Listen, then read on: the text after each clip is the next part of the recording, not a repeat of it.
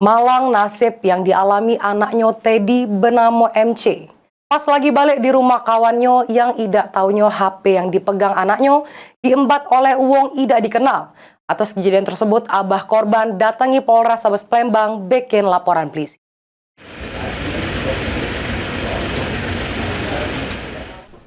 Nasib apes yang dialami anaknya Teddy yang bernama MC pas balik dari rumah kawannya. Tak taunya sudah menjadi korban perampasan HP oleh wong yang tidak dikenal. Dan atas kejadian tersebut, abah korban laju datangi Polres Sabes Plembang bikin laporan polisi. Dari keterangan abah korban Teddy di depan petugas piket SPKT Polres Sabes Plembang ngejelas kalau anaknya yang sehabis main dari rumah kawannya nak balik ke rumah.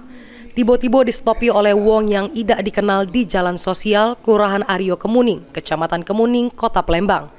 Dengan alasan minta antar ke arah depan Jalan Besak, karena anak korban merasa takut idak galak nganter ke terlapor. Sesudah ngomong minta antar ke sama korban, tiba-tiba terlapor nyentak ke HP yang dipegang oleh anak korban. Menurut abah korban, anaknya sempat ngejar terlapor yang jalan kaki. Cuma karena takut wilayah tersebut sepi sama gelap, anak korban laju ninggal ke terlapor. Dan atas kejadian tersebut, anak korban laju kehilangan sikok HP merek Vivo dengan total kerugian diperkira ke Rp3.200.000. Jadi kan beli martabak, jadi carinya dia cak-cak melo minta antar di depan sana. Nah, saya sana, ada HP, main tarik-tarian, pinjam dulu, tidak dipinjemin. Memang pelaku tuh minta bonceng ya? Iya, minta bonceng. Dia kan takut, main nak berlari, dimainin dia motor nggak nyampe. Jadi berhubung dia besar, terpaksa. Oh, itu ya. Berarti sempat di-stopinnya udah nih kan? Iya, di-stopinnya, nak melo. Nak berlari, motor ditahan, nak terbalik. Pas dia nahan motor itu, HP langsung diembatnya? Belum, minta antar dulu. Yang ada HP, nak minjem. Tidak dipinjam langsung berampas, langsung tarik-tarian. Dia rencana minta antar kemana dia?